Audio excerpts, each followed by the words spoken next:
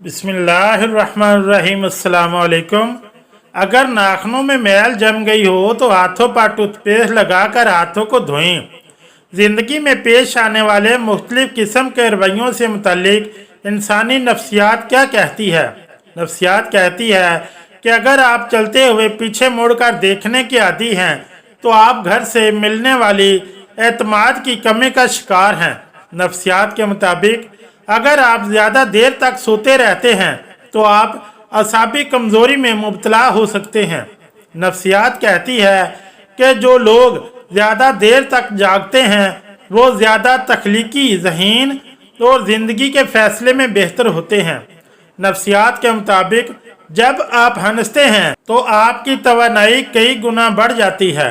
जब आप किसी से हाथ मिलाते हैं तो अगर वो शख्स आपका हाथ फौरन नहीं छोड़ता तो समझ लीजिए कि आप एक बहुत पुरएतमाद शख्स से मिल रहे हैं।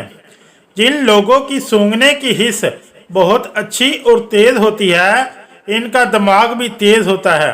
नफ्सियात के मुताबिक आपका जहन वही काम करता है जैसा कि आर्डर वसूल करता है। क्या आप जानते हैं शाम 5 से 7 बजे तक के दरमियान आपका दिमाग ज़्यादा एक्टिव हो जाता है। मुख्तसर 1 या 2 लफ्ज़ों में जवाब देने वाले लोग अमूमन ज़्यादा ज़हीन होते हैं।